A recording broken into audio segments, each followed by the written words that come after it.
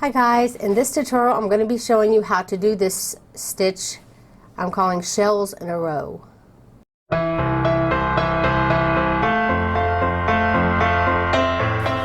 And as you can see, it does have some texture on the front of it running here like in front of the shells.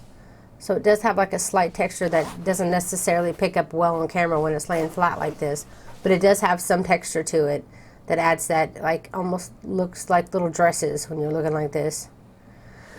So anyway, it's very nice. It's like very uniform. I thought it was really pretty the way it comes out. So it's very simple to do. You can do this using any size yarn and any size hook that yarn recommends. I used wash weight yarn, which is 4-ply for the US, 10-ply for Australia, and I also used a 5mm hook, which is size H in the US.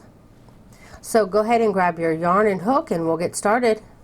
The multiples of the stitch is 5 plus 1.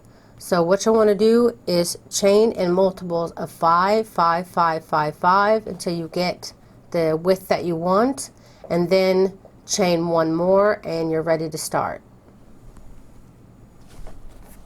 So I'm going to go ahead and chain my plus 1. And then in the second chain from the hook, 1, 2, you'll want to put a single crochet. Then you'll want to put a single crochet in each stitch down your chain, or in each chain I should say. So continue to do that and I'll see you when you get done.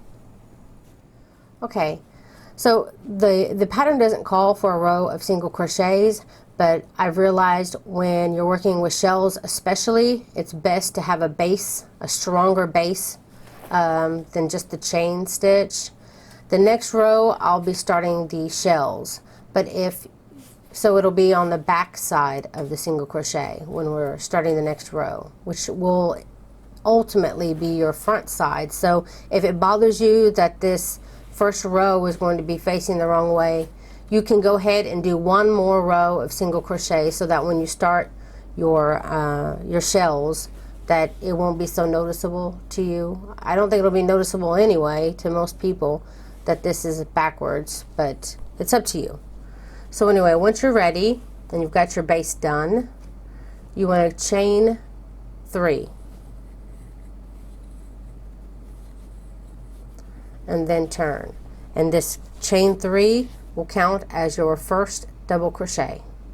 Now you want to skip 3 stitches, and since this one counts as a stitch, you're not going to be counting this first stitch, so you'll go to the second stitch of the row and count over 3. 1, 2, and 3. So those 3 will be skipped.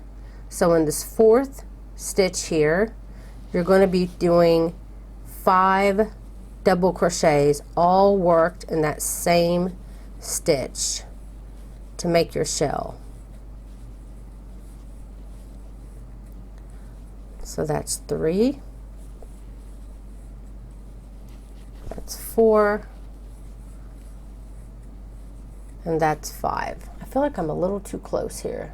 Okay, so you'll have your chain 3, then 3 skipped stitches, and then in this 4th stitch here you'll have 5 double crochets. So then you'll want to do that for the rest of the row. You'll be skipping the next 3 stitches, 1, 2, 3, and then in the next you'll be putting 5 double crochets. So you'll continue to skip 3, then in the next stitch put your 5 double crochets. You'll continue that all the way down the row, and I'll show you how to end this row. So after your last shell of the row, you should have 3 stitches left on the end. So you're going to skip 2 stitches, 1, 2, and then this very last stitch of the row, you're going to want to put a double crochet.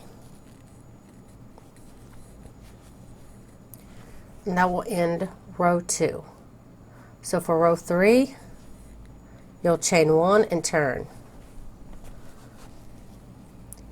You want to put a single crochet in the very top of your double crochet here, first stitch of the row, and now we're going to be chaining 5. 1, 2, 3, 4, and 5. And now we're going to go over our shells and find that space in between the two shells, and we're going to be putting a single crochet in this big space to anchor that chain down. And then you'll repeat that for the row. Chain 5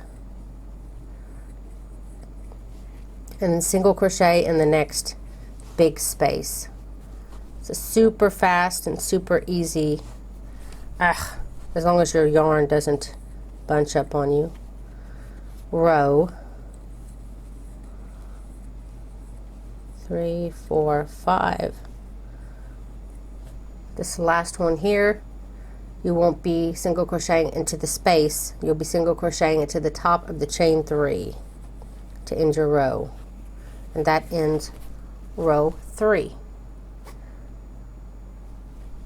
So for row 4, you're going to chain 3 again, 1, 2, and 3, turn. And now the center chain of your chain 5, so there'll be 2 chains on this side and 2 chains on this side. Find that center chain, which mine is here, and you'll be putting your shell in that center chain. So you'll put 5 double crochets all worked into that same chain stitch. It's 3.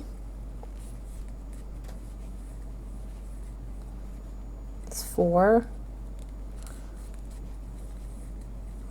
and 5, and then you'll start your next shell in the center of the chain of the next, and then the center of the chain of the next. You'll do that for all your chains down the row. No need to chain in between or anything like that. Just start working your shells all the way down your row. When you get to the end of your row and you've done your very last chain, you'll want to put a double crochet worked in the single crochet, the very last single crochet of your row, and that will end your row. So that's 1, 2, 3. So this is row 4. So you'll chain 1 again and turn, and then again you're going to single crochet in that first single crochet, and then you'll chain 5. And then again you'll be putting a single crochet worked in the middle of your shells.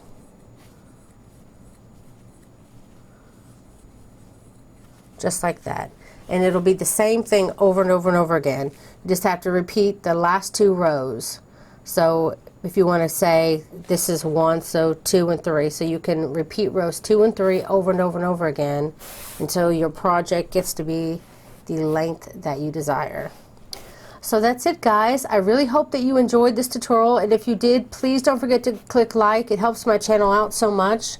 And if you're wondering where I got this hook, it is called a Furls hook. It's a wooden hook, and I ordered it with the extended hook, so if you want one, I recommend you order it with that.